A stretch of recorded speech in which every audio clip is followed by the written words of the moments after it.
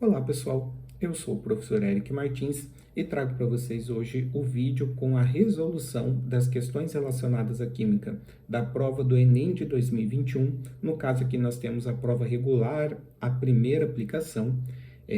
Lembrando que eu já tenho no meu canal a resolução da reaplicação da prova, né? Caso você esteja estudando aí e queira se habituar ao estilo do Enem de cobrar questão de química, recomendo que veja tanto a primeira quanto a segunda aplicação.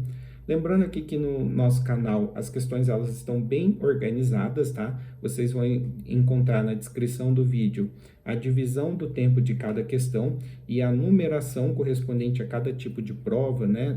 Das cores da prova que a gente tem do Enem. Então, caso você esteja procurando uma questão em específico, você pode procurar ela aí na descrição do vídeo e alguns comentários sobre essa prova de 2021.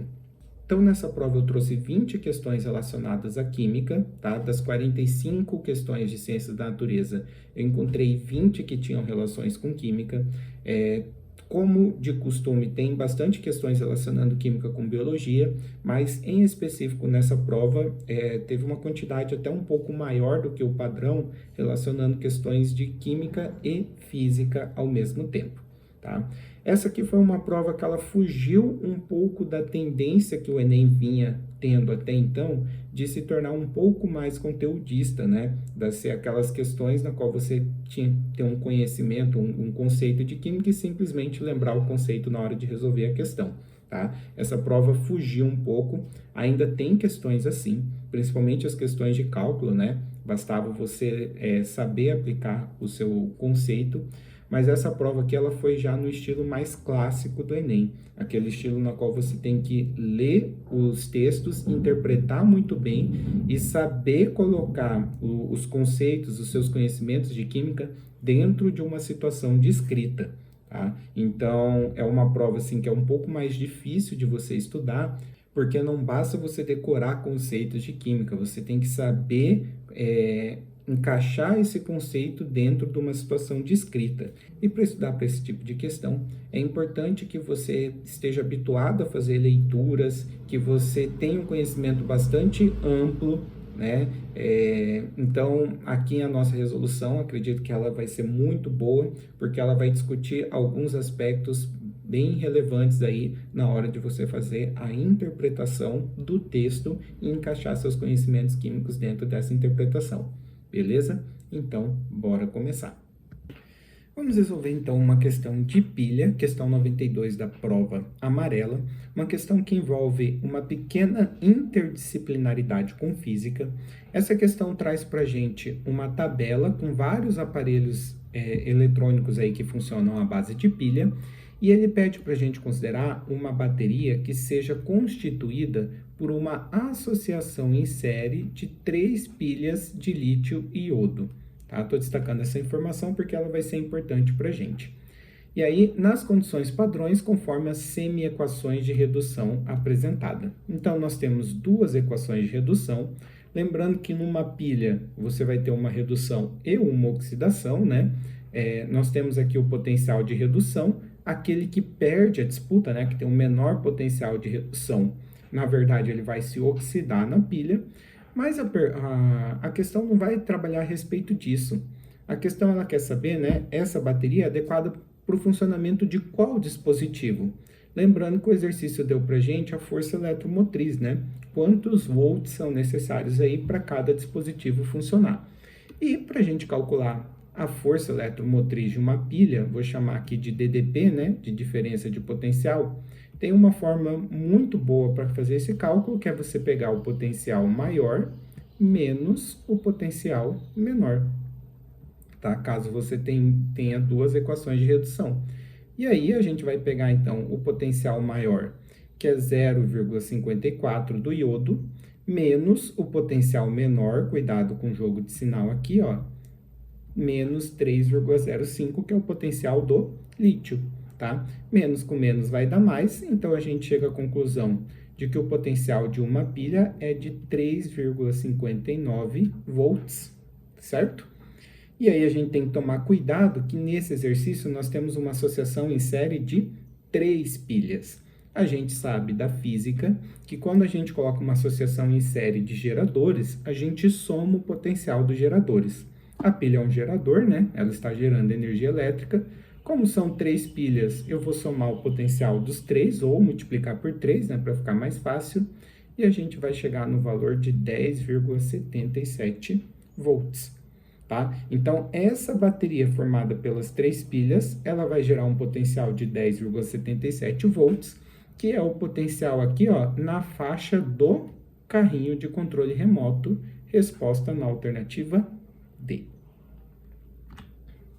Questão 93. Questão que traz para a gente como contexto um aparelho conhecido como densímetro, que ele vai medir aí qual que é a quantidade de água e álcool numa mistura entre essas duas substâncias, né? Mistura essa bastante comum aí, principalmente no combustível etanol. No caso aqui, o densímetro, ele faz essa medida na escala de graus Gay-Lussac, que é uma escala que mede a porcentagem e volume de cada um. Mas a parte que me interessa, né, a parte principal aqui, é que ele fala que a escala do instrumento é aferida a 20 graus Celsius, sendo necessária a correção da medida, caso a temperatura da solução não esteja na temperatura de aferição. Então, ele dá para a gente uma tabela, tá?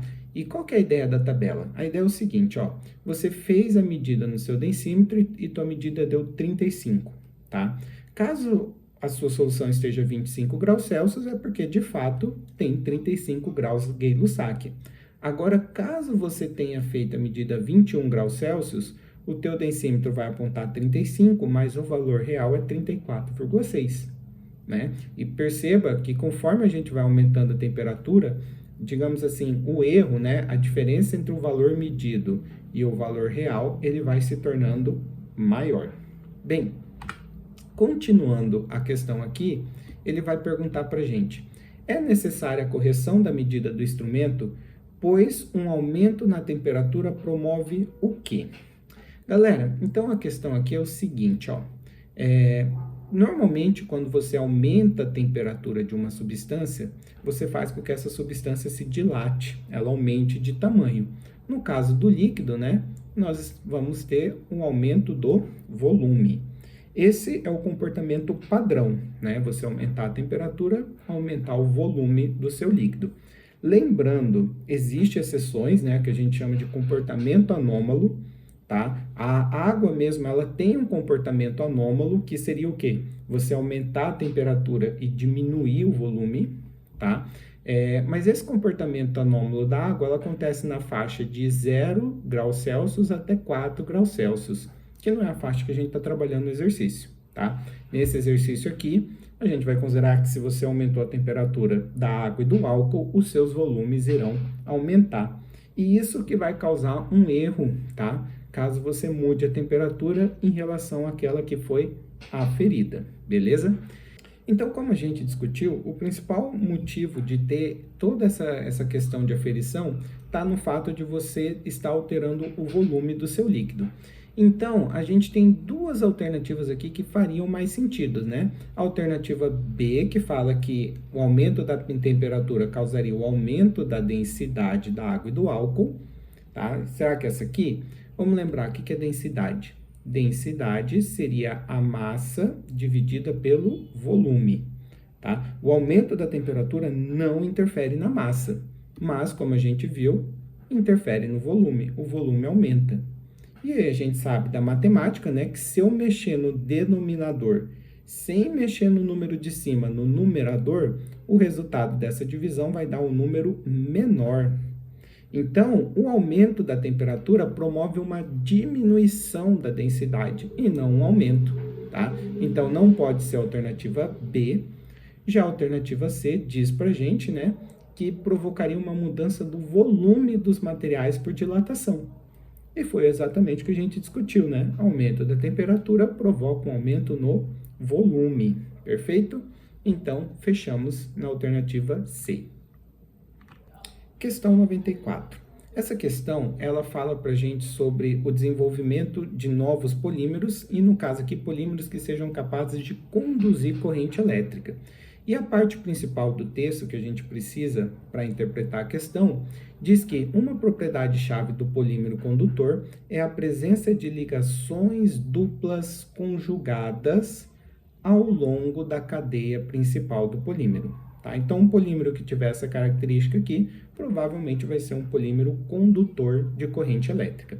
E ele pergunta, dentre essas estruturas, tá? Qual que seria, né, que se encaixaria nessa descrição que ele trouxe aqui para a gente. Galera, lembrando, o que significa ligações duplas conjugadas? Significa uma alternância, ligação dupla, ligação simples, ligação dupla, ligação simples. Tá? Então, quando você alterna uma ligação com a outra, você tem o que nós chamamos de ligação conjugada, beleza? Isso é um fenômeno que acontece, por exemplo, no benzeno. Tá? O benzeno ele tem ligações duplas conjugadas, dupla, simples, dupla, simples, dupla, simples. Tá? Mas por que a resposta não pode ser a alternativa A? Porque não basta ter a dupla conjugada, elas têm que estar ao longo da cadeia principal do polímero. E a cadeia principal desse polímero A aqui, ó, né, é essa parte de cima. E nessa parte de cima, observa que você não tem dupla ligação para alternar, tá? Então, não é a alternativa A. Na alternativa C, você tem simples, simples, dupla, simples. Observa que eu tive a repetição de duas ligações simples seguidas, tá? Então, também não vai ser a alternativa C. Esse é o mesmo problema que nós temos na alternativa E, tá? Nós temos dupla, simples, simples, duas simples seguidas, ok? Na alternativa B, a cadeia principal não tem ligação dupla, tá? E na alternativa D, nós temos simples, dupla, simples, alternando perfeitamente, né? Conforme a gente descreveu. Então, resposta da questão 94, alternativa D. Vamos então a uma questão aqui de química orgânica sobre ésteres, né? Essa questão traz como contexto para a gente os flavorizantes, substâncias aí capazes de trazer o sabor e o cheiro, né, de algumas frutas, entre outras coisas, por exemplo, kiwi, banana, pêssego, rum e uva, tá? Mas a parte que me interessa, eu vou apagar aqui um pedacinho do enunciado para poder resolver a questão. A parte que me interessa, ele quer saber qual dessas substâncias é derivada do ácido etanóico e que apresenta uma cadeia carbônica saturada. Tá? Então, a gente vai procurar, dentre essas 5 opções, qual que tem essa característica. Galera, o que é o ácido etanóico? Então, vamos discutir aqui, ó. O ácido etanóico é um ácido de 2 carbonos. Lembrando que ácido carboxílico é C-OH. Os flavorizantes, eles são ésteres, tá? Então, quando a gente tem um ácido carboxílico e reage ele com um álcool, e aqui eu vou fazer um álcool genérico, vou colocar o R aqui porque é uma cadeia, não sei de quantos carbonos, se 1, 2, 3, tá? Esse R aqui é uma cadeia carbônica que eu não sei qual é. A reação de ácido com álcool vai formar éster e água. Para entender melhor como funciona essa reação, vamos lembrar o seguinte, ó. A combinação do H de uma das funções com o OH da outra vai me dar como produto água, H2O. Tá? Então, a gente vai combinar esses dois que eu destaquei em vermelho para formar água. E aí vocês podem observar que esse oxigênio ficou carente de uma ligação, assim como o primeiro carbono dessa estrutura R aqui. Então, eu vou ter que juntar o oxigênio com o R para formar o meu éster. Tá? Então, eu vou ter como produto esse éster aqui, ó. Bem, aí aqui a gente tem uma questão importante. Pelo jeito que ele trouxe aqui pra gente, eu poderia reescrever esse éster que eu formei da seguinte maneira, ó. Nós temos um CH3, seguido de um C. Aí, esse C que nós fizemos aqui, ele tem 2 Os em sequência, tá? Então, ele vai ser um O2. E eu vou terminar aqui com uma parte, um radical, né? Um R, que eu não sei o que é ainda. Mas aqui, ó, a gente já consegue determinar algumas opções, ó.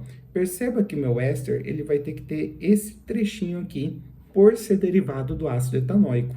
E se eu for procurar nas alternativas, ó, eu vou descartar a primeira opção, né, porque não bate com a fórmula. Já a segunda opção, ó, CH3CO2, opa, essa opção aqui tá boa por enquanto.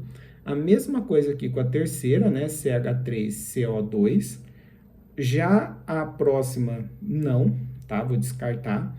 E a mesma coisa aqui, ó, tá? Não tem essa parte da estrutura que eu desenhei aqui. Então, por enquanto, eu estou entre dúvida entre o aroma de banana e de pêssego, tá? Os dois são derivados do ácido etanóico. E como que eu vou chegar na resposta final? Ele quer saber qual deles apresenta cadeia carbônica saturada. Então, agora eu vou ter que olhar o R, tá? Eu quero que o R seja saturado. Vamos dar uma olhada no R aqui da banana. Pessoal, eu vou ter que tentar descobrir o que é essa estrutura em verde aqui, ó. Começa com CH2 entre parênteses 2. O que significa isso? Significa que eu vou repetir, ó, 2 vezes a estrutura do CH2, tá? Lembrando que essa ligação solta aqui, na verdade, é a ligação que eu estou fazendo com o oxigênio aqui, tá? Bem, depois desse CH2 entre parênteses 2, vem um CH, tá? Então, eu vou colocar aqui um CH, e aí ele coloca entre parênteses CH3, 2. Na verdade, o que acontece? Eu vou ter uma repetição de 2 vezes da estrutura CH3, só que elas não podem ser em sequência, né? Porque senão não vai dar correto o número de ligação. Essas duas estruturas CH3 estão ligando no CH, tá? Então, isso aqui que eu desenhei de verde é isso aqui, tá? Esse R é uma estrutura saturada. Lembrando, saturada é aquilo que não possui dupla ligação. É, né? É uma estrutura saturada. Então, aparentemente, o de banana é a resposta, beleza? Vamos confirmar se não poderia mesmo ser o de pêssego? Vou ver o de pêssego aqui, ó.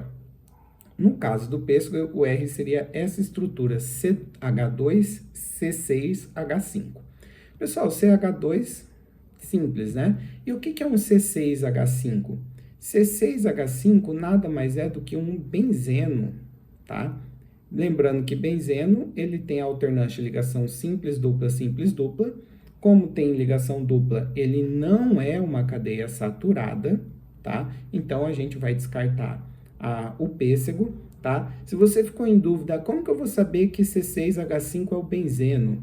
Uma coisa bem importante da gente memorizar é que o benzeno, ele tem a fórmula C6H6, tá?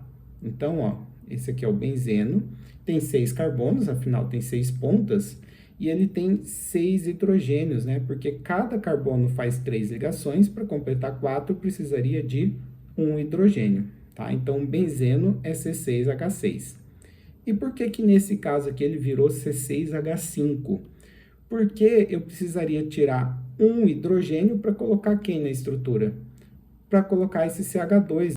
Então, esse CH2 que eu destaquei, ó, ele estaria aqui, né, para ligar no benzeno. Então, como eu tirei um de C6H6, virou C6H5, beleza? Então, confirma para gente que a resposta está na alternativa B. Próxima questão, uma questão que traz para a gente um esqueminha mostrando uma estação individual de tratamento de esgoto, né?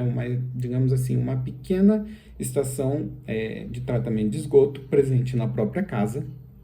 Tem toda a explicação aqui das etapas, mas o que ele vai perguntar para a gente é o seguinte, ó. Em qual das etapas decanta-se o lodo separado do esgoto residencial? O que é o processo de decantação? É um processo que você vai usar a própria força da gravidade para separar duas substâncias, né? No caso, para você poder usar a decantação, tem que ser duas substâncias que não se misturam, ok? E aí, como que vai ser feita essa separação? Você deixa a sua mistura em repouso, né? Porque com o passar do tempo, a gravidade vai separando aquilo que não se mistura, né? Uma parte ou sobe ou desce, dependendo aí da sua densidade. E qual dessas etapas aqui é adequada para fazer a decantação do lodo? Aí, o correto seria você ler, né? Bonitinho aqui um funcionamento de cada uma das etapas, mas dá uma olhada na etapa 3 do tanque séptico. Ele diz que aqui o esgoto deve ficar em repouso por um período relativamente maior que nas outras etapas. Lembra que a decantação, essa separação aí pela força da gravidade, ela depende do material estar em repouso, né? Para que com o tempo aquilo que seja mais pesado, por exemplo, se deposite no fundo, e aquilo que seja mais leve se deposita na parte de cima, tá? E aqui ele fala justamente sobre ficar em repouso, né, por um período maior, por um tempo maior. Então, dentre todas essas descrições, a que melhor se encaixa com a decantação seria a alternativa C. Exercício 103. O exercício ele traz para a gente o contexto de um problema conhecido como icterícia, ou popularmente chamado de amarelão, né, que é uma doença comum em bebês que não consegue metabolizar, não consegue dar conta de uma molécula conhecida como bilirrubina, tá? Que é essa molécula apresentada aqui, ó, nessa parte da figura. Então, como ele não consegue metabolizar, ele não consegue tirar essa molécula do organismo, né? Isso vai acabar dando ao bebê um tom de pele amarelada. E aí, para fazer o tratamento desses bebês que têm esse problema, você utiliza a fototerapia, na qual você vai utilizar uma luz que consegue converter essa bilirrubina na lumirrubina, tá? Consegue converter essa molécula em outra, né? E aí essa outra molécula aí vai ser excretada pelo organismo, tá? Na urina. E então nós temos a imagem mostrando esse tratamento e ele quer saber, ó, a fototerapia, a luz provoca a conversão da bilirrubina em seu isômero.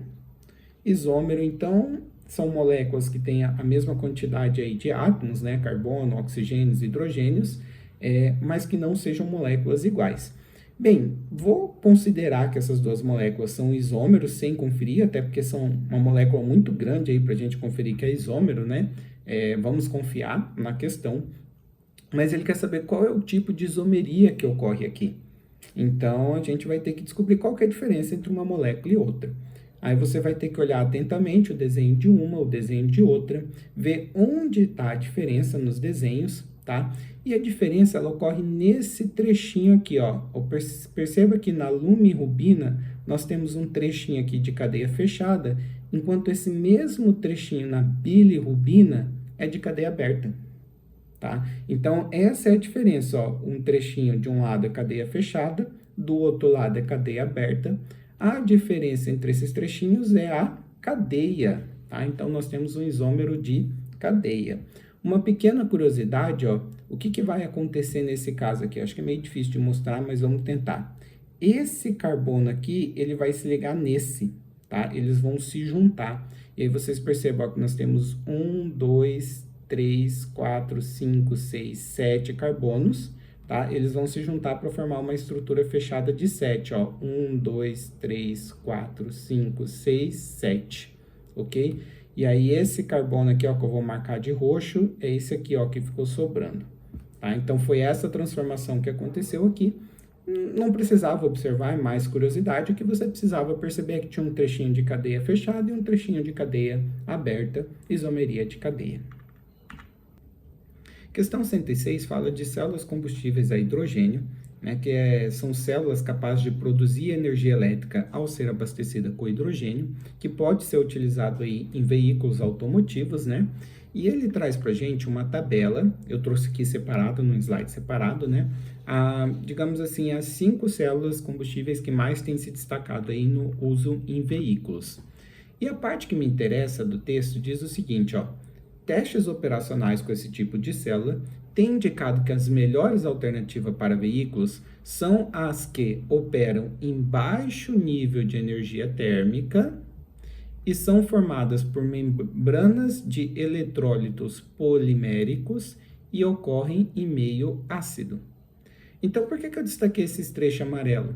Porque é isso que a gente vai procurar na tabela para ver qual das células é a mais adequada aí, né, para ser utilizada como célula combustível, que é o que ele pergunta para a gente.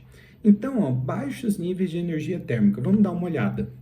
O exercício, ele trouxe para a gente, ó, a tabela, trouxe a temperatura operacional. Baixo nível de energia térmica seria aquelas que funcionam a temperaturas baixas, né? O AFC é uma boa opção, o MSFC não, né? Porque a temperatura dele é acima de 600 graus Celsius, já é uma temperatura bem alta. O PEM, PEM é uma boa opção, uma temperatura baixa. O PAFC está ali uma temperatura intermediária, ainda não chega a ser alto o suficiente para a gente descartar, né? E o SOFC não, funciona em temperatura alta. Então, por esse fator, por esse mecanismo, a gente vai acabar de estar descartando o MSFC e o SOFC, beleza? Que mais? Qual que é a outra característica que ele quer? Ele quer que seja formada por membranas de eletrólicos poliméricos, ele quer que tenha um polímero como eletrólito. E aí a gente vai ver as opções, por exemplo, o AFC é o hidróxido de potássio. Uma molécula pequenininha, uma molécula inorgânica, não é um polímero, então não é uma boa opção. Já o PEM utiliza o ácido poliperfluorosulfônico sólido. Tá? Não faço ideia de qual é a estrutura desse ácido, mas o fato de ter um poli aqui na frente significa que provavelmente é um polímero, né? Então, parece boa isso aqui, tá? E já na outra opção que sobrou aqui, nós temos o ácido fosfórico líquido. O ácido fosfórico a gente sabe que não é um polímero, né? Essa molécula aqui, H3PO4. Então, por não ser um polímero, não atende a característica que a gente queria. Ou seja, a gente vai fechar aqui no PEM. Lembrando que ele quer ainda que ocorra em meio ácido, tá? A gente confirma porque o eletrólito ele é um ácido de fato, tá? E se você observar aqui a equação global, nós temos um ácido nos reagentes, tá? Que ele vai ser consumido, ou seja, se você tem ácido nos reagentes é porque está em meio ácido, o que confirma, né? Que a resposta vai ser o PEM na alternativa C. Questão 107. Uma questão que traz para a gente uma tirinha do Calvin com seu amigo Hobbes, né? A tirinha inicia com Calvin reclamando que está quente, mas o seu amigo Hobbes ele fala que o que incomoda mesmo é a umidade. E aí depois você vai ter uma virada aqui na tirinha. Ele pede aqui no exercício para a gente considerar a temperatura ambiente inferior à temperatura corporal dos personagens, então a gente vai considerar uma temperatura baixa aí de 37 graus Celsius, né, como temperatura ambiente. Mas qual que é a grande questão? O que a gente precisa saber para resolver isso aqui? Por que a combinação calor com umidade incomoda? Bem, no calor a gente soa, né, até aí normal. E qual que é a grande questão da umidade? É que o suor, ele é uma água líquida, né, dissolvida aí com vários sais minerais, e o objetivo do suor é evaporar, porque nesse processo de evaporação, né, da passagem da água líquida para gasosa, absorve-se calor, né, no caso absorve calor do corpo e dá uma refrescada. O problema é que quando o dia está úmido, você tem uma grande quantidade de água já presente no ar, o que dificulta o processo de evaporação. Tá? Então, a gente sabe, quando a gente vai estudar pressão de vapor, existe um limite da pressão de vapor, por exemplo, de água no ar em determinada temperatura. Quando o dia está muito úmido, você já está próximo desse limite, e significa, então, que vai ser difícil o suor evaporar, e isso causa incômodo, né? Porque você acaba ficando molhado por conta do suor e não secando, tá? O que faz com que essa combinação seja desagradável. E é exatamente isso que o exercício quer saber, né? O incômodo mencionado pelo personagem na tirinha deve-se ao fato de que, em dias úmidos, então a melhor opção aqui para responder isso é a alternativa B, né? O suor apresenta maior dificuldade para evaporar do corpo. Questão 108. A questão 108 traz como contexto o fato das águas subterrâneas serem contaminadas com os pesticidas de largo uso aí na agricultura. E no caso aqui, ele quer fazer uma análise química qualitativa, ou seja, ele quer determinar a quantidade de pesticida que está contaminando a água. E no caso desse exercício, ele vai usar o hidróxido de sódio, NaOH, uma base, né? E ele quer saber, esse hidróxido de sódio é capaz de identificar a presença de um desses 5 pesticidas aqui por uma reação de ácido-base de Bronsted-Lowry. Na definição de Bronsted-Lowry, ácido é uma substância que doa H+, certo? E a base seria a substância que seria o receptor, a substância que recebe o H+, tá? No caso aqui, pessoal, o hidróxido de sódio, nem precisava usar a definição de Bronsted-Lowry para a gente saber que é uma base, né? É uma substância que possui OH-, no caso, o hidróxido de sódio é NaOH, tá? Tem um OH-, e esse OH- ele é capaz de receber a H+ de algum ácido para formar água, tá? Então, como o OH- do hidróxido de sódio recebe H+, ele comporta-se como uma base. E ele quer saber aqui das alternativas qual que comportaria-se como um ácido, né? O teste positivo será observado em qual pesticida? Bem, nós temos compostos orgânicos e o que a gente precisa saber de compostos orgânicos? O composto orgânico que tem maior caráter ácido são os ácidos carboxílicos, né? C-O-OH. Beleza? Isso aqui, dentro da química orgânica, são o grupo que mais facilmente doa H+, seria o grupo mais ácido aí dentro da química orgânica. O problema é que, se você olhar bem, nenhuma das alternativas tem um ácido carboxílico, tá? Se tivesse, com certeza seria a melhor alternativa, mas não tem. Então, o que a gente vai precisar saber? Existe um outro grupo que ele doa H+, com um pouquinho mais de dificuldade, mas é um grupo que normalmente é um doador de H+, que são os fenóis, tá? Fenol, que nada mais é do que uma hidroxila, um OH, ligada a benzeno, tá? Então, digamos que em termos de função orgânica, esse aqui é a segunda função que tem mais facilidade em doar H+, tá? E aí, se a gente observar nas alternativas, o único que tem fenol, e no caso são 2 fenóis, é o composto 3, tá? O que leva, então, a gente a marcar a alternativa C. Questão 109, uma questão que fala aí de uma das consequências do aumento da população de suínos, né, de porcos no Brasil, o que leva aí você a ter que reduzir o potencial poluidor dos resíduos produzidos pelos porcos. E no caso, o principal resíduo é as fezes, né, os dejetos produzidos por esses animais. Então, o trecho principal aqui do exercício fala que, sendo assim, a utilização desses resíduos como matéria-prima na obtenção de combustíveis é uma alternativa que diversifica a matriz energética nacional. Então, a gente quer saber que combustível eu posso obter a partir de dejetos de suínos e outros animais. Uma coisa, então, que é importante, principalmente quando você vai fazer Enem, é você saber qual é a origem dos principais combustíveis, tá? Inclusive, nessa prova caiu 2 questões trabalhando com esse conceito. E o que a gente precisa saber? Dejetos de animais, você pode, nas condições adequadas, né, com os materiais adequados, transformar em gás metano, CH4, que funciona como combustível.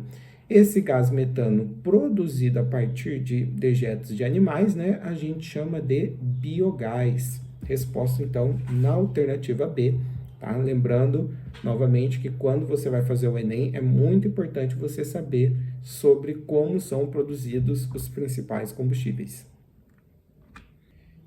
Questão 113, uma questão que traz como contexto para a gente a produção de etanol a partir da fermentação de monossacarídeos, né, da sacarose presente em alguns vegetais aí. E aí ele vai trazer algumas informações que vai ser útil aí para a resolução do exercício, porque no fim das contas ele vai perguntar qual que é o volume de etanol em litros obtido no processo. Para ter um pouquinho mais de espaço, eu vou mudar aqui, vou cortar uma pequena parte do texto que é necessária. E olha só, tem uma informação que ele traz aqui para a gente que é o seguinte: um desses formadores, a glicose, cuja fermentação produz cerca de 50 gramas de etanol a partir de 100 gramas de glicose. O que o exercício está fazendo aqui? Ele está me dando qual que é a proporção entre a massa de glicose e a massa de etanol. E eu vou anotar essa proporção aqui, ó. A cada 100 gramas de glicose, eu vou produzir 50 gramas de etanol. Então, aqui nós temos uma etapa um pouquinho diferente, que normalmente a gente tem que calcular a massa molar das substâncias para você conseguir fazer essa relação. E nesse exercício, não. Ele já deu em texto qual que é a relação glicose e etanol, tá? No caso aqui, por curiosidade, ele deu um valor aproximado, tá? Oficialmente, a proporção não é essa. Mas a gente vai trabalhar com a informação que foi fornecida pelo exercício. E olha só, Ele diz para a gente que em uma condição específica de fermentação, obtém-se 80% de conversão em etanol, que após sua purificação apresenta densidade igual a 0,8 gramas por ml. Então, ele está descrevendo aí a produção de etanol, a gente vai usar essa informação, mas a informação mais útil para a gente, por enquanto, vem nessa frase aqui, ó. O melaço utilizado apresentou 50 kg de monossacarídeo na forma de glicose. Então, a glicose é o C6H12O6 e a quantidade que eu tenho fornecida pelo exercício é de 50 kg ou 50 mil gramas, né? A gente multiplica por 1000, tá? Então, a cada 100 gramas de glicose, eu produzo 50 de etanol. Se eu tivesse 50 mil gramas de glicose, quanto eu produziria de etanol? E nesse caso aqui, eu nem vou perder tempo resolvendo essa regra de 3 do jeito tradicional, porque basta eu observar que 50 é metade de 100. Então, X vai ser metade de 50 mil. A gente sabe, então, que a metade de 50 mil é 25 mil gramas. Tá? Então, esse seria o valor teórico obtido de etanol, mas observa que ele diz que obtém-se 80% de conversão de etanol. O valor que a gente calculou seria o valor para 100%, né? Como que eu calculo 80% disso? Uma maneira rápida de calcular a porcentagem é multiplicar pela forma centesimal de 80%, né? Que é 0,8. E aí a gente então faz essa multiplicação e a gente chega que, na verdade, o valor obtido de etanol vai ser de 20 mil gramas. Outra coisa importante aqui é observar que o texto, ele quer saber qual é o volume de etanol em litros. E aqui o que a gente calculou foi a massa de etanol, tá? Para a gente fazer essa relação entre massa e volume, a gente vai usar a densidade que foi fornecida aqui. Então, a gente precisa lembrar que densidade é a massa sobre o volume. No caso, a densidade fornecida foi de 0,8. Observe que a densidade está em gramas por ml, ou seja, a massa vai ter que estar em grama. E o volume, que é exatamente aquilo que eu quero calcular, vai ser obtido, vai ser calculado em ml, ok? E aqui basta, então, a gente resolver essa conta, né? Passar o V que está dividindo, multiplicando 0,8. E, por fim, o 0,8 que está multiplicando V, a gente passa dividindo o 20 mil, tá? Resolvendo esse cálculo aqui, a gente vai chegar no valor de 25 mil, lembrando que, nesse caso, o volume está sendo obtido em ml, tá? A gente obteve, então, o valor de 25 mil ml, tá? Para converter para litros, a gente divide por 1000, né? Uma conta bem simples de fazer, para chegar, então, finalmente no volume de etanol de 25 litros, resposta na alternativa C. Questão 115 é uma questão que fala para a gente sobre coloração das folhas, tá? É uma questão que traz um texto explicando que algumas árvores têm características das folhas mudarem de cor no outono devido às mudanças do pigmento, né? O principal pigmento das folhas é a clorofila, tá? E a clorofila que então é responsável pela cor verde da maioria das folhas, mas em algumas plantas, né, possuem a tal das folhas caducas, cuja produção de clorofila diminui, e aí você perde o tom verde, e isso faz com que apareça outros pigmentos, como o caroteno, tá, que tem a coloração amarelo alaranjado, e a antocianina, tá, que possui tons avermelhados. Em seguida, esse exercício ele vai fazer uma relação entre essas cores e o espectro de absorção. Afinal, ele traz para a gente uma figura aqui, ó, com o espectro de absorção de dois pigmentos, né, a clorofila e a antocianina, relacionando a absorção com o comprimento de onda, e aqui a gente pode consultar qual que é a cor de cada um dos comprimentos de onda. E uma parte interessante desse texto, que ajuda a gente a entender a questão, diz que as antocianinas absorvem luz desde o azul até o verde. Lembrando que o gráfico da antocianina é essa linha mais clara aqui, ó, ela tem um pico perto do 500, né, que é a região aqui correspondente ao verde, e ele fala que ela absorve desde o azul até o verde, beleza? Na verdade, o gráfico aqui mostra pra gente que absorve também no amarelo, tá? Mas vamos considerar que o texto que diz que é só do azul até o verde. Nesse caso, a luz refletida pelas folhas contém antocianinas, aparece conforme as cores complementares, ou seja, vermelho alaranjado. Então ele diz para a gente que absorve no azul e no verde, só que a gente não vê a luz absorvida, a gente vê a luz refletida, e a luz refletida seria as cores complementares, as cores opostas, ou seja, vermelho e laranja, tá? Então por isso que as folhas ficam nessa coloração. Bem, essa explicação é importante porque mesmo que você nunca tenha visto isso na vida, se você ler o texto com calma, dava para você entender, interpretar as situações mostradas a partir dessas figuras aqui, beleza? Mas vamos para a pergunta.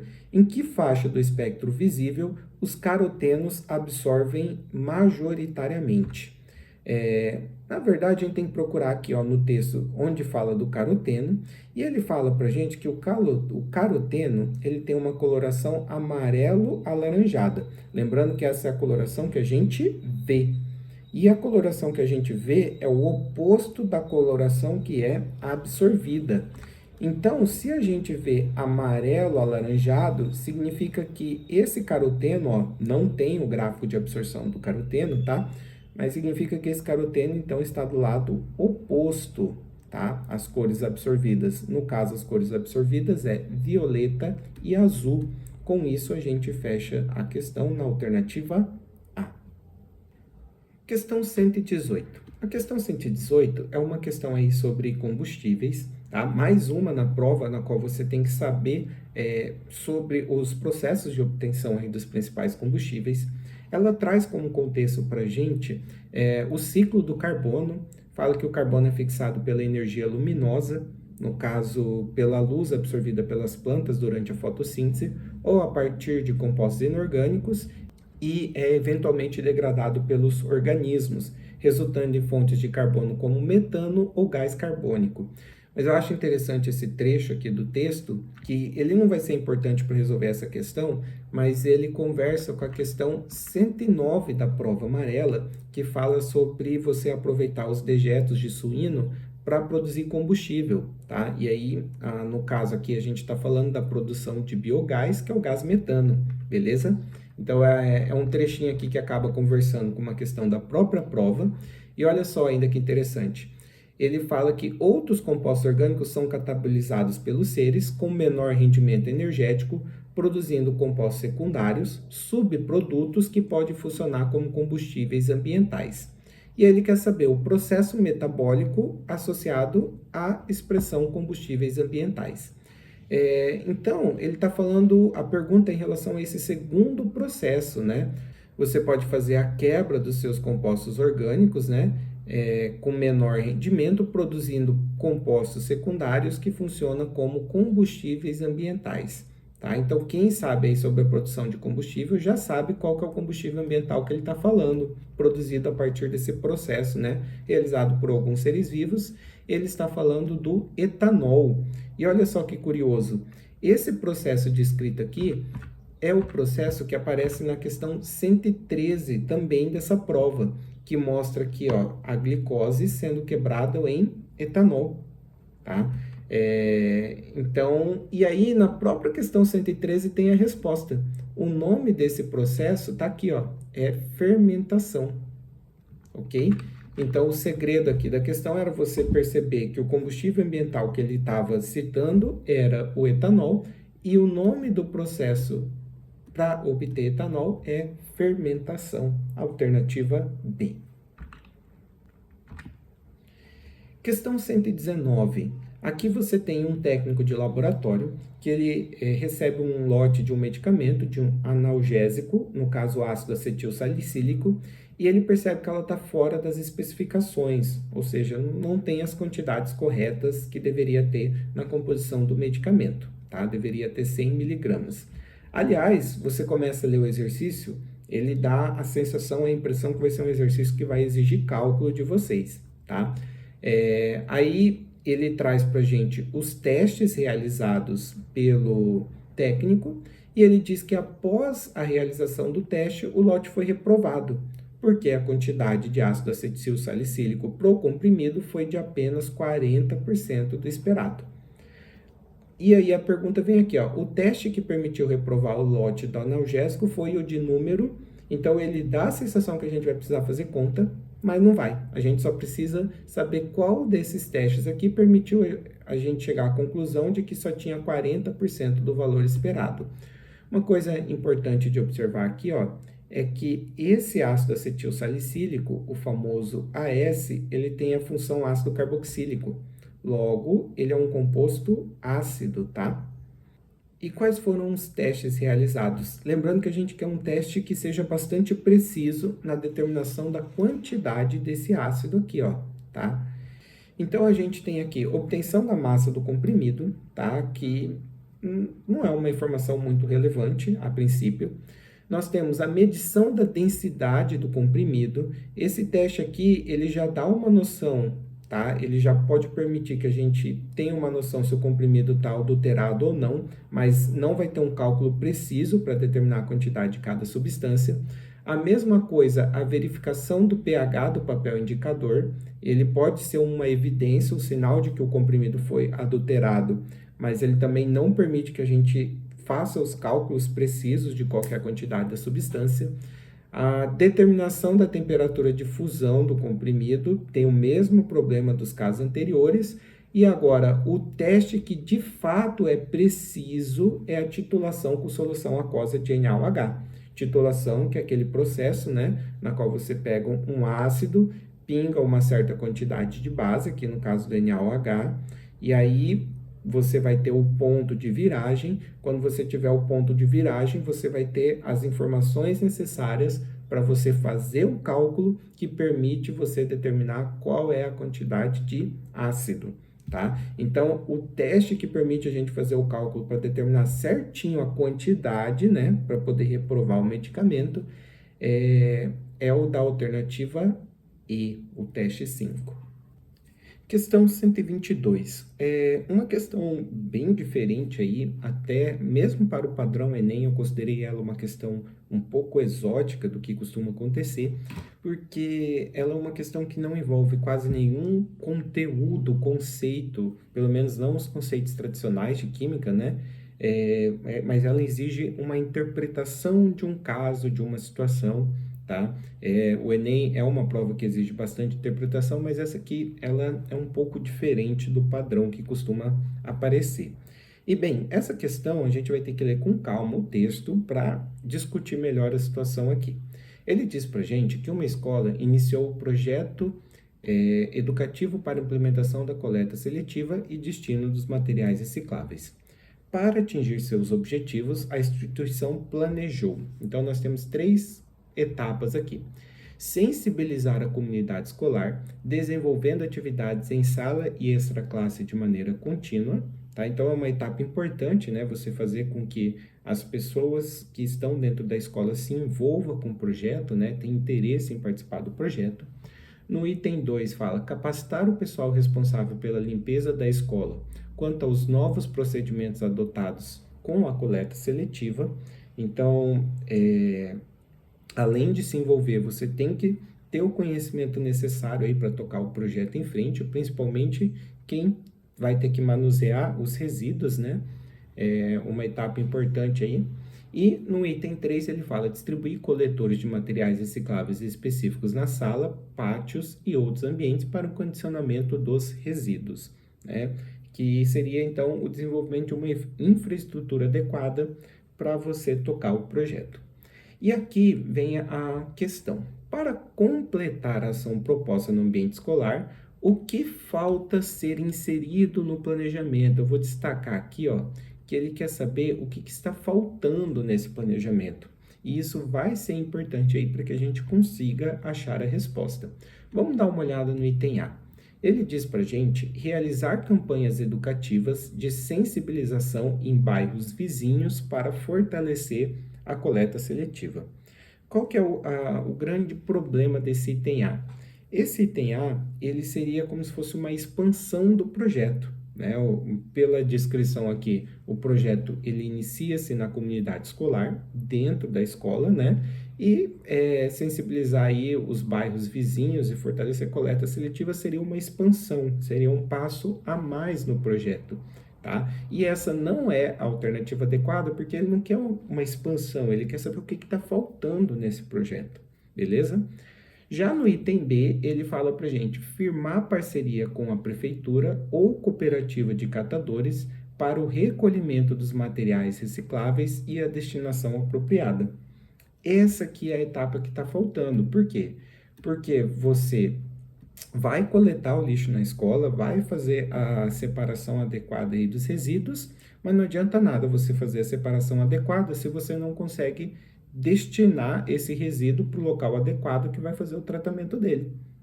Então você precisa ter uma parceria, principalmente aí com as prefeituras que são responsáveis, né, por isso e as empresas que a prefeitura contrata, para conseguir dar o destino adequado para poder fazer reciclagem do produto, tá? Então essa etapa aqui é a etapa que estava faltando, tá? Vamos dar uma olhada por que não as outras respostas. No item C, ele diz para organizar visitas ao lixão ou aterro local para identificar aspectos importantes sobre a disposição final do lixo. Eu diria que o item C ele é um complemento de etapas anteriores, porque você fazer uma visita ao lixão ou ao aterro aumentaria, por exemplo, o envolvimento da comunidade com o projeto e também poderia acrescentar alguns conhecimentos importantes para fazer a coleta do lixo, tá? Ou seja, é uma etapa legal, é uma etapa interessante, mas é uma etapa que ela complementa principalmente as duas primeiras, tá? Então, por ser um complemento, ela não se encaixa na descrição da pergunta, que é o que falta, beleza? Vamos dar uma olhada no item D e E. O item D diz: divulgar na rádio local, no jornal impresso e nas redes sociais que a escola está realizando a coleta seletiva. Esse item, ele se lembra muito o item A, né, de você fazer um complemento, de você dar um passo além, tá? No caso aqui seria uma questão até de marketing em relação ao projeto. E no item E, colocar recipientes coletores de lixos recicláveis fora da escola para entrega voluntária pela população. Novamente, um item muito parecido ao item A, de complemento do projeto, né, de um passo a mais e não aquilo que falta, beleza? Então, a melhor alternativa, a alternativa B.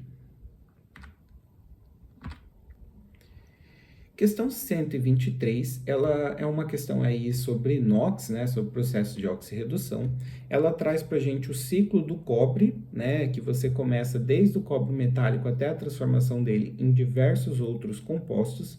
E ele quer saber onde que ocorre a reação de redução do cobre. Lembrando que reação de redução é quando o NOx diminui ou quando o elemento ele ganha elétrons, tá? Então, se eu quero que o NOx diminua, eu vou ter que saber qual é o NOx do cobre em cada caso.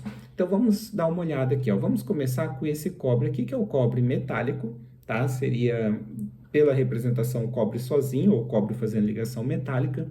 É uma substância simples, uma substância formada por um único elemento, e substâncias simples possuem NOx igual a zero, beleza? Então, o NOx do cobre no primeiro caso é igual a zero.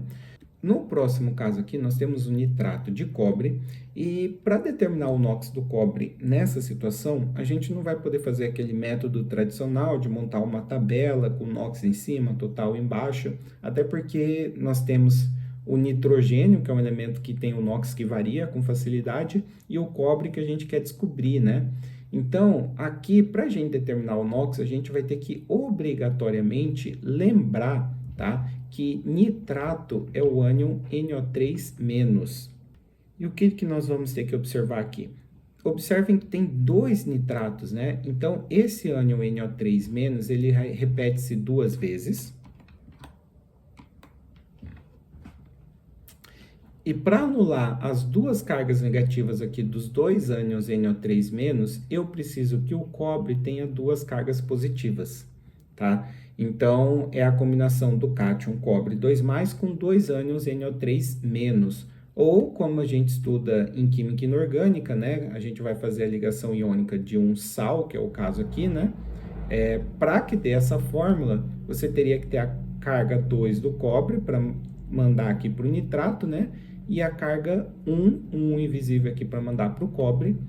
E aí nós teríamos, então, o nosso sal com um átomo de cobre e duas estruturas de nitrato, né? Então, a gente coloca o nitrato aqui entre parênteses, que é a fórmula descrita, beleza? Ou seja, o NOx do cobre, nesse caso, é mais 2, tá? No próximo caso, nós temos o hidróxido de sódio, e aí a gente vai ter que saber que o ânion hidróxido é OH-, e aí esse caso vai acabar ficando muito parecido ao anterior, né? Porque observa que eu tenho 2 hidróxidos, para anular a carga de 2 hidróxidos, que é cada um é mais 1, perdão, cada um é menos 1, eu vou precisar do cobre sendo mais 2, beleza? Em seguida, nós temos o óxido de cobre, e aí esse caso aqui é um pouquinho mais simples, porque o oxigênio, na maioria das vezes, ele tem NOx menos 2, como a soma das cargas aqui tem que ser 0, o NOx do cobre vai ser mais 2. E, finalmente, o último caso aqui, nós temos o sulfato de cobre. O sulfato, ele é o ânion SO4 2-. E observa que eu tenho somente um ânion sulfato, tá? Para anular a carga desse um ânion sulfato, eu vou precisar de duas cargas positivas, né? Cu2+, ou seja, o NOx do cobre aqui é mais 2. Então, na verdade, vocês prestando atenção, houve um caso em que o NOx era 0, tá? E todos os outros casos, o NOx era mais 2. E olha só, na etapa 1, a gente passou de 0 para 2, o NOx aumentou, ocorreu uma oxidação. Na etapa 2 era 2, continuou mais 2, não aconteceu nada. Na etapa 3, de mais 2, continuou sendo mais 2, tá? Na etapa 4, de mais 2, continuou sendo mais 2, ou seja, não tem oxirredução nessas etapas aqui. E, finalmente, na etapa 5, o NOx, que era mais 2, volta a ser 0. Então, aqui, ó, na etapa 5, que houve uma diminuição no NOx, resposta, então, na alternativa E. Questão 127 é uma questão que envolve uma interdisciplinaridade aí com física, tá? Porque você tem um sistema, uma pilha, né, que a gente normalmente estuda em química, e um desenho de um circuito elétrico, tá?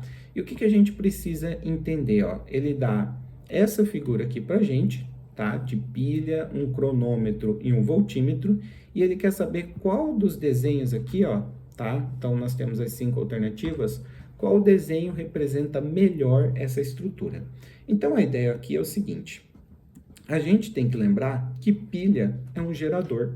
E nesse caso aqui, ó, cada sistema desse aqui é uma pilha. Isso aqui é uma, isso aqui é outra pilha, tá? Então, nessa situação aqui, nós temos 2 geradores, 2 pilhas ligadas em série, tá? Então, se eu fosse fazer o desenho, um gerador a gente faz uma barrinha maior com uma barrinha menor, tá? Como são 2 geradores, a gente tem que manter o padrão, maior de um lado, menor do outro, tá? Então, isso aqui que eu fiz representa, então, as 2 pilhas, os 2 geradores.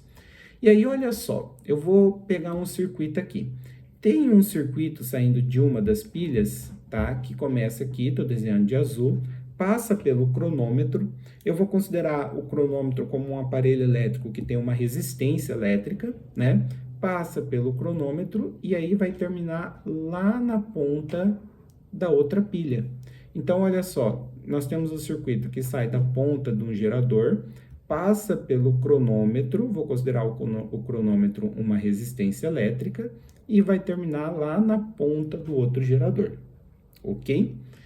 E a gente tem que prestar atenção também no voltímetro, só que olha só, o voltímetro, ele sai de um fio diferente daquele que passa pelo cronômetro, tá? Então, eu estou desenhando aqui de verde, ó, na mesma pilha que dá acesso ao cronômetro, você tem acesso ao voltímetro, passa pelo voltímetro, né, para finalmente chegar aqui, ó, no outro lado da pilha, tá? Como o circuito que passa pelo cronômetro e o circuito que passa pelo voltímetro, eles são separados, isso indica para a gente que a gente tem um circuito em paralelo, tá? Então, eu vou até manter o nosso esquema de cores aqui, ó, mostrando que nós temos um circuito que passa pelo voltímetro. Então, eu fiz um desenho aqui, que não necessariamente é idêntico ao desenho da resposta, mas vamos dar uma olhada. Ó, qual que é o problema do item A? O problema do item A é, primeiro, tem um gerador só. Errado, né? São dois geradores, duas pilhas.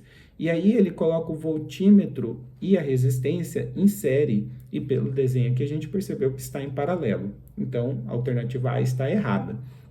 Já a alternativa B, olha só, nós temos dois geradores, que é o que a gente discutiu, e nós temos a resistência e o voltímetro ligado em paralelo, que é exatamente o que eu havia discutido com vocês, tá? Ou seja, é o mesmo desenho que isso aqui, tá? Resposta na alternativa B de bola.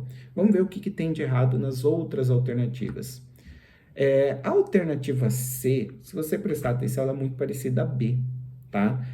Você tem a resistência e o voltímetro ligado em paralelo, tá? Mas qual que é o erro? O erro está no desenho dessas barrinhas aqui, ó. Você tem a maior de um lado com a menor do outro e a outra barrinha invertida. E o que acontece nessa situação? Como um desenho é invertido do outro, um é um gerador e o outro é o receptor. Tá? Então, se você coloca as barrinhas de lados invertidos, uma vira gerador e a outra vira receptor. Tá? Para que eu tenha dois geradores, eu preciso que as barrinhas maiores estejam do mesmo lado. Então, esse é o problema da alternativa C. Tá? Duas pilhas, dois geradores. Aí, as alternativas D e E são bastante absurdas, tá? A alternativa D, porque tem uma porrada aqui de resistência, sendo que, na verdade, é um único aparelho, um único cronômetro. E na alternativa E, ó, nós temos 4 geradores, sendo que, na verdade, lembre-se, né, que uma pilha é formada por um lado que oxida e no caso, um eletrodo que oxida e um eletrodo que reduz, tá? Então, um desenho desse aqui, tá? Esse circuito aqui é uma pilha.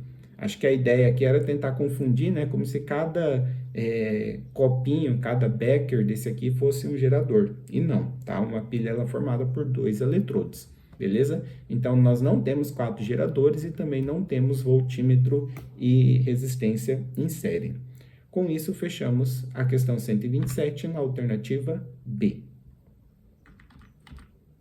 Questão 129 é uma questão que eu achei bem interessante, porque ela trabalha com meia-vida, e normalmente a gente estuda meia-vida quando a gente estuda radioatividade, só que o texto da questão não envolve radiação, tá? Então, é interessante a gente observar que o conceito, as ideias que a gente estuda em meia-vida, ela não aplica-se somente a transformações radioativas. Tá? Existem alguns tipos de transformação química que também vai ter o mesmo comportamento, pelo menos o comportamento cinético das reações aí de decaimento radioativo. Tá?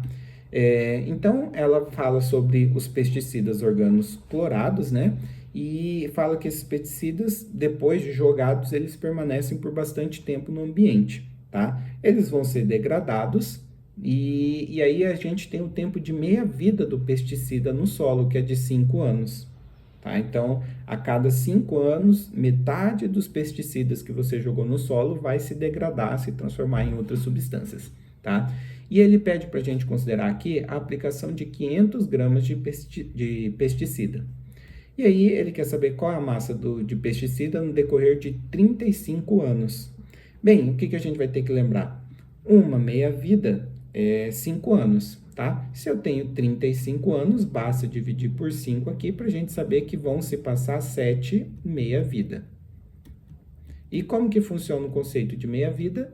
Basicamente, ó, a gente começa com uma quantidade de 500 gramas, tá? Quando passar uma meia-vida, essa quantidade será reduzida pela metade, 250. Quando passar 2 meia-vidas, eu vou reduzir essa quantidade de 250 à metade, que é 125.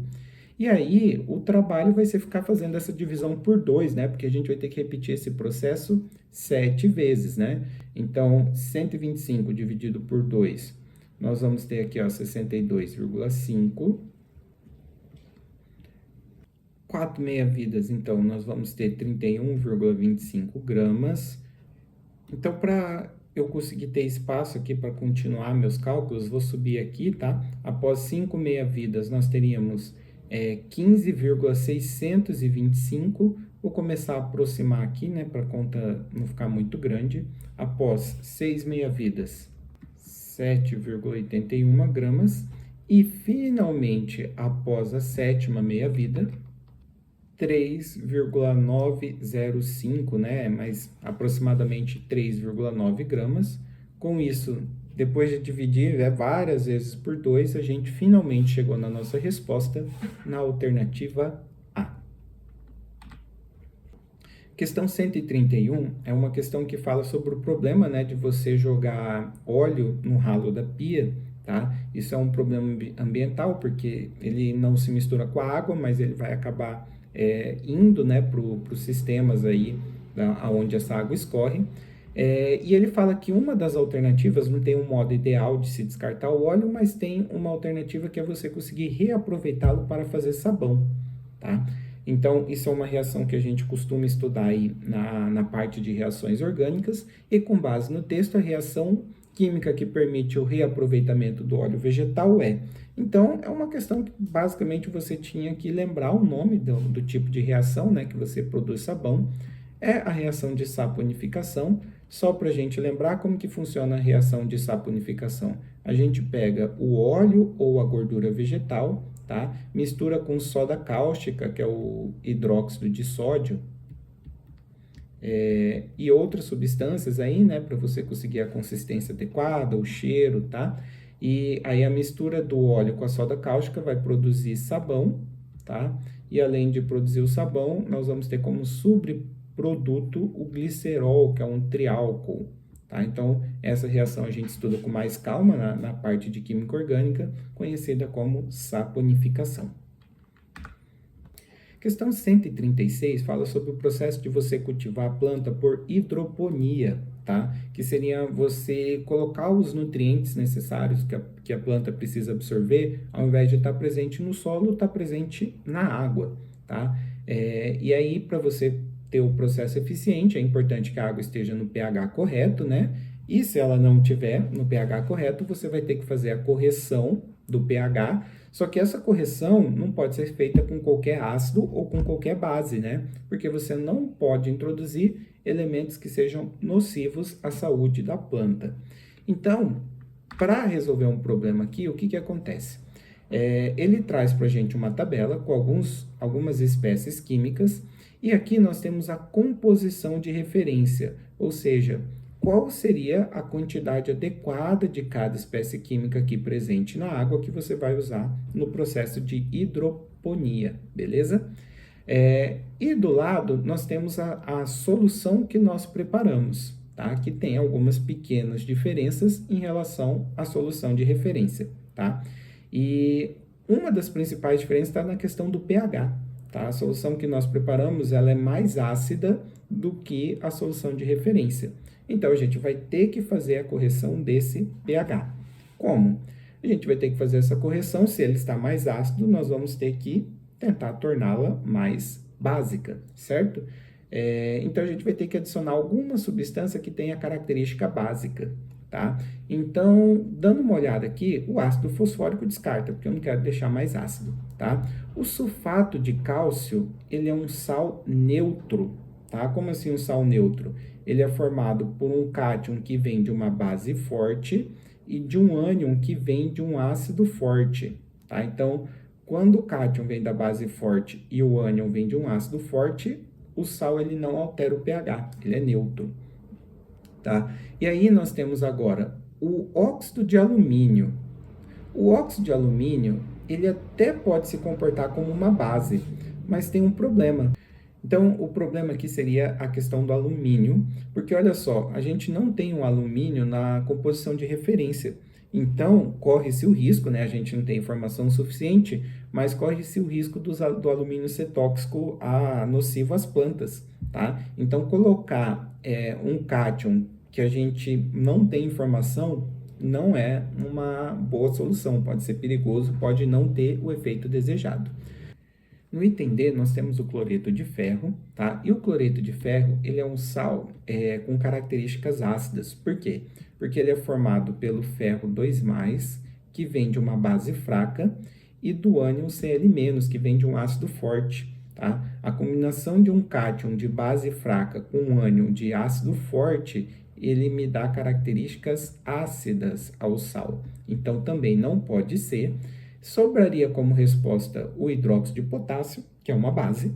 Tá? Então, a resposta vai ser a alternativa E. Outra coisa interessante da gente observar é que nós temos, sim, potássio na solução de referência. E outra coisa importante também de observar é que a quantidade de potássio na solução que a gente preparou, ela é menor que a solução de referência.